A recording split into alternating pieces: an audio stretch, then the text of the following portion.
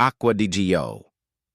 The name alone probably just triggered a memory, a holiday, an ex, a crowded gym locker room.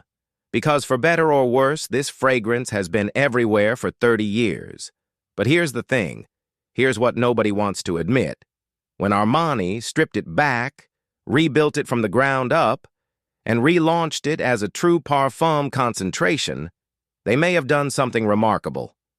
They may have taken one of the most overplayed scents in history and quietly turned it into something genuinely special. Today we're looking at the Giorgio Armani Acqua di Giò Parfum, the 200 ml refillable spray, sitting at 173.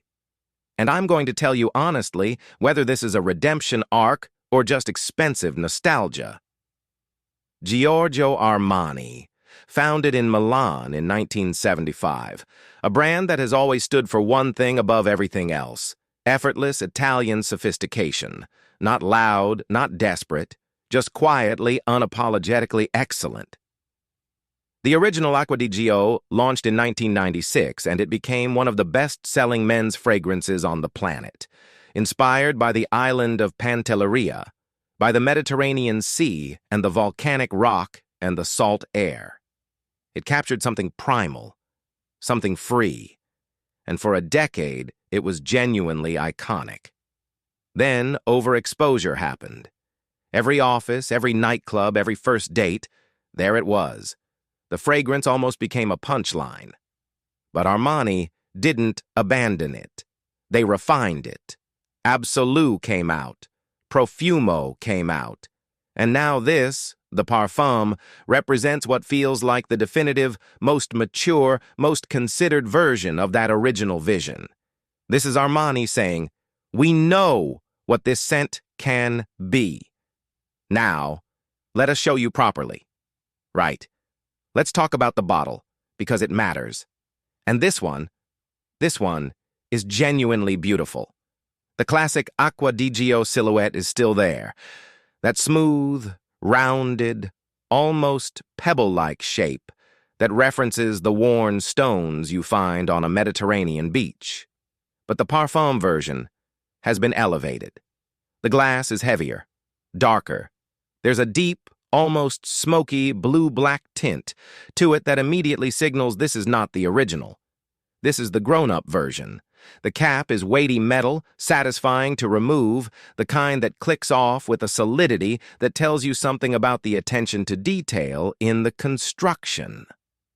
The refillable mechanism is clever, genuinely clever, not just a marketing gimmick. You can purchase refill bottles separately, which means in the long run, this is both more sustainable and more economical. The box, it comes in as clean, dark, minimal. Very Armani. No excess. No unnecessary flourish.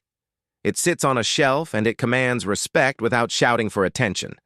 And at 200 ml, which is a generous size, let's be honest, you're getting something that feels like an investment piece, not just a fragrance purchase. Okay, the moment of truth. The first spray. Now, the official note breakdown for this one is deliberately kept close to the chest by Armani. They don't break it down into the usual top, heart, base structure in the traditional way. What they will tell you is that this is built around a marine accord, a woody base, and a smoky incense element that was not present in the original. And from the very first moment on skin, you feel that difference immediately. The opening is aquatic, yes. There's that sea spray freshness, that ozone-tinged saltiness that made the original famous. But it doesn't smell cheap.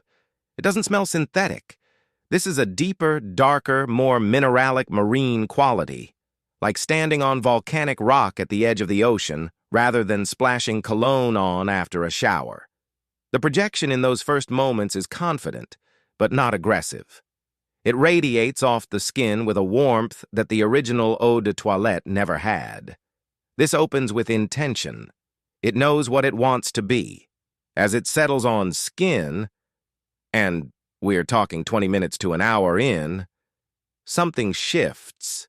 Something really interesting happens. The incense starts to emerge.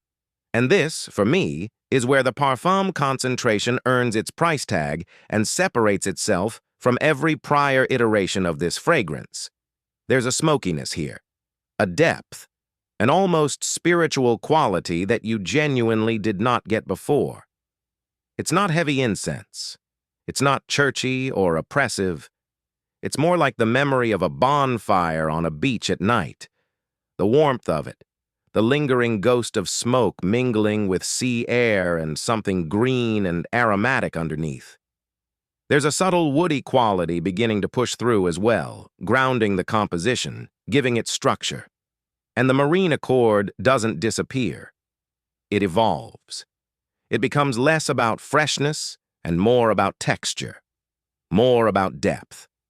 I was genuinely surprised the first time I wore this how complex the heart was, because the original Acqua di Giò in any of its earlier forms is not a complex fragrance.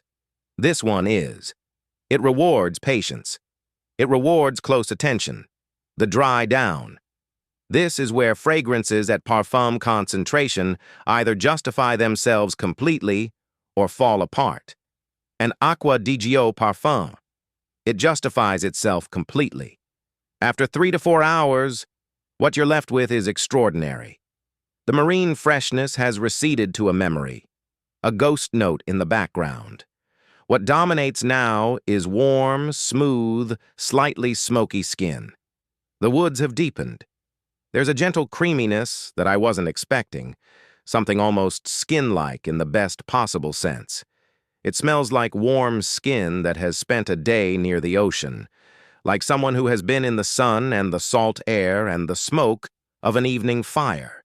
It's intimate, it's deeply wearable, and it is, I'll say it plainly, genuinely beautiful in a way that the word beautiful rarely gets used in fragrance reviewing without being hyperbolic.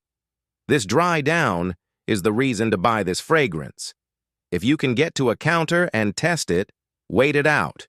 Don't judge it in the first 10 minutes. Give it 4 hours and then make your decision. Let's be honest here, because I always am. On skin, you're getting 6 to 8 hours of real wear. The projection drops off after the first 2 hours. It becomes more of a close skin scent from hour 3 onwards. But that's not a weakness. That's a feature of a well-constructed parfum. It pulls people in rather than announcing itself from across the room. On fabric, on a shirt collar, on a scarf, this lasts significantly longer. I've had 24 hours plus on cotton, easily. In terms of sillage, this is not a room-filling beast. It will not precede you into every room you enter. It is a fragrance for closeness, for moments of proximity, for the person who leans in to hear what you're saying and catches it on your neck. That, to me, is sophisticated wearing. Not everyone will agree. If you want enormous projection and a fragrance that announces itself loudly, this is not your bottle. But if you want something that lingers, that rewards closeness, that has depth and warmth and a quiet kind of confidence, this delivers. So who is this for? Let's get specific. Seasonally, this leans towards spring and autumn. The marine freshness works in warmer months, but the depth and smokiness mean it also carries beautifully into cooler evenings. I wouldn't necessarily reach for this in the deep cold of winter. It might feel slightly incongruous against a heavy wool coat, but as a transitional season fragrance, it is close to perfect.